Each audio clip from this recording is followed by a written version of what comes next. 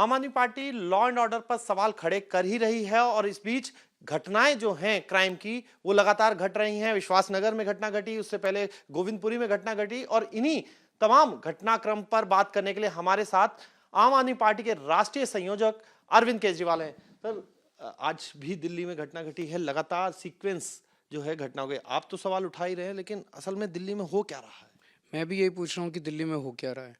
आज दिल्ली में सुबह जैसे ही उठे तो पता चला कि विश्वास नगर में एक संजय जी हैं जो कि रोज़ मॉर्निंग वॉक पे जाते हैं।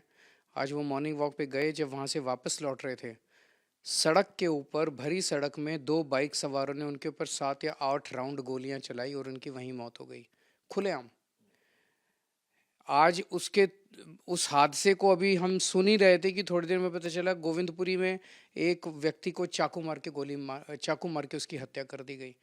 वहीं गोविंदपुरी में भी थोड़े दिन पहले एक पुलिस कांस्टेबल की वहीं पे चाकू मार के हत्या की गई थी। तो पूरी दिल्ली के अंदर इस टाइम लोग दहशत के अंदर हैं, सरेआम गोलियां चल रही हैं, गैंग वॉर हो रहे हैं, गैंगस्टर्स जो हैं वो खुलेआम फिरौती की कॉल्स इतनी आ रही हैं व्यापारियों के पास, गैंगस्टर्स की, बड़े बड़े गैंग लॉर्ड्स की फिरौती की कॉल आ रही हैं कि इतने इतने पैसे दे दो, नहीं तो तुम्हारा इस टाइम बेटी यहाँ पे है, तुम्हारा बेटा यहाँ पे है, उसका ये कर देंगे वो कर देंगे। एक मिठाई वाला है, उसके पास कॉल आई कि 2 करोड़ रुपए दे दो, नहीं तो हम तुम्हारे परिवार के साथ है बुरा करेंगे। उसने मना कर दिया तो 2 दिन बाद 3 बाइक सवार आए और उसके कई सारी धुआंधार फायरिंग उसके मिठाई की दुकान पे करके चले गए। एक और कार का शोरूम वाला है, उसके उसके 22 राउंड फायरिंग की, उससे 5 करोड़ रुपए की फिरौती मांगी थी।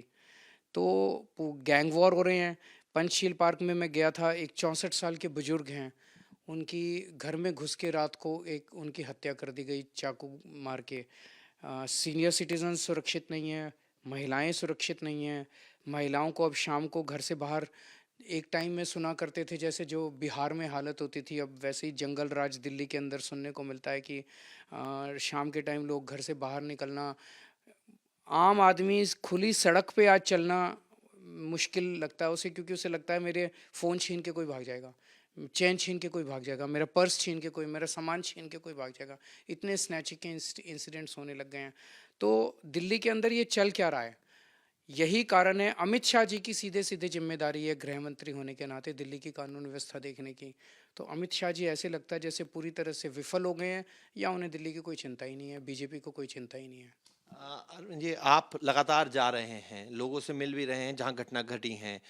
क्या वाकई लोगों के लिए ये मुद्दा है? क्योंकि बीजेपी का एक बयान जो विजेंद्र गुप्ता का आया था लॉ एंड ऑर्डर पर, वो आपने भी सुना होगा, और दिल्ली में आपकी सरकार है, विजेंद्र गुप्ता का बयान आता है, लोगों से आप मिलते हैं। इसको अगर हम देखें तो आप कैसे इसको आंकलित करते हैं? मैं उनका ये बयान सुन के बहुत अचंभित और शॉक था। बीजेपी के सीनियर नेता खुलेआम कह रहे हैं कि कानून व्यवस्था, लॉ एंड ऑर्डर कोई मुद्दा ही नहीं है। मैं दिल्ली की जनता से पूछना चाहता हूँ, क्या आप भी ये मानते हो कि कानून व्यवस्था दिल्ली में कोई मुद्दा नहीं है? क्या आप दिल्ली में अपने आप को सुरक्षित महसूस करते हो? क्या दिल्ली का एक आम आदमी आज अपने आप को सुरक्षित महसूस करता है? जितने व्यापारी देख रहे हैं, क्या व्यापारी अपने आप को डरा हुआ महसूस नहीं कर रहा? फिरौती की कॉल्स नहीं आ रही? क्या महिलाएं दिल्ली में अपने आप को सुरक्षित महसूस कर रही हैं? क्या सीनियर सिटीजन्स अपने आप को सुरक्षित महसूस कर रहे हैं? चेन स्नैचिंग, फ़ोन स्नैचिंग के इतने इंसिडेंट्स हो रहे हैं। बीजेपी कह रही है कि लॉ एंड ऑर्डर कोई मुद्दा ही नहीं है।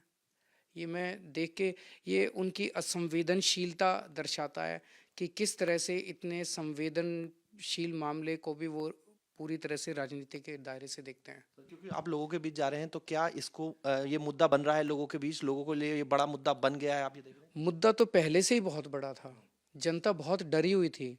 यही है कि अभी तक किसी ने उठाया नहीं था। अब जब हमने बोलना चालू किया है तो लोग इसके ऊपर संगठित हो रहे हैं, और जब लोग संगठित होंगे, लोगों को मैं इकट्ठा करूंगा, दिल्ली के लोगों को इकट्ठा करूंगा, हम चुप नहीं बैठने वाले। अगर बीजेपी और अमित शाह जी कुछ नहीं करेंगे तो लोग आंदोलन करेंगे इसके ऊपर। तो अरविंद केजरीवाल जो कह रहे हैं कि ये इतना बड़ा मुद्दा है, लोगों के दिन से जुड़ा हुआ मुद्दा, इसको लेकर अगर आंदोलन भी करना पड़ा तो उससे भी पीछे नहीं हटेंगे। वीडियो जर्नलिस्ट अतुल राज के साथ Mohit Bakshi, news nation, Delhi. News nation अब व्हाट्सएप पर खबरों की ताजा अपडेट के लिए न्यूज नेशन के इस क्यूआर कोड को स्कैन करें